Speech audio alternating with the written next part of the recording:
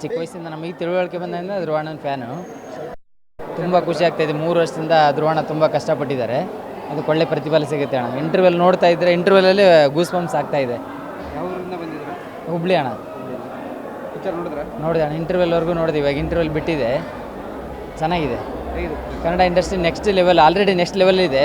ನಮ್ಮ ಧ್ರುವ ಬಾಸಿಂದ ಇನ್ನೂ next level ಹೋಗುತ್ತೆ ಅಣ್ಣ. ಪ್ರತಿಯೊಬ್ಬರು ಕನ್ನಡ ಕಲಾಭಿಮಾನಿಗಳು ನೋಡ್ಬೇಕಣ್ಣ ಮೂವಿ. ಟ್ಯಾಟೋ ಎಲ್ಲ ಹಾಕ್ಸ್ಕೊಂಡಿದ್ರೆ ಹೆಂಗೆ? ಏನು ಮನೇಲಿ ಏನು ಬೈಯಲ್ವ? ಇಲ್ಲ ಅಣ್ಣ, ಬೈಯಲ್ಲ. ಟ್ಯಾಟೋ ತೋರಿಸ್ತೀರಾ? ನಾ 2 ಬುಡ್ಡೆ ಬಿಚ್ಕೊಂಡು ಓಡಾಡ್ತಾ ಇದ್ದೀನಿ ಅಂದರೆ ಸ್ಟೈಲಿಗಂತ ಅಲ್ಲ, ಎದೆ ಮೇಲೆ ನಮ್ಮ ಬಾಸ್ ಕಾಣಲಿ ಅಂತ. 2 ವರ್ಷ ಆದಮೇಲೆ KD ಬಂದಿದ್ದಾರೆ ಇವತ್ತು. ಸಿನಿಮಾ ಬಗ್ಗೆ ಅವನು ಫುಲ್ ಸೈಕ್ ಐತಣ್ಣ. ನಾನು ನೋಡಿತೀನಿ ಬೀಡಿ, ನಮ್ಮ ಬಾಸ್ 100 ಪಕ್ಕ KD.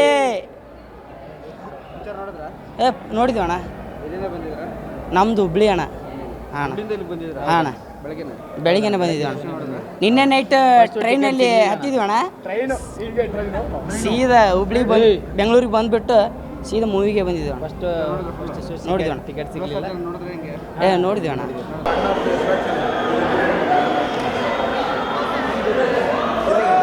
ಬೆನ್ಮೇಲೆ ಹಾಕ್ಸಿದ್ನಲ್ಲ, ಅವ್ನು ಕರ್ಕೊಂಬರ್ಬೇಕಾನೆ ಬೆನ್ಮೇಲೆ.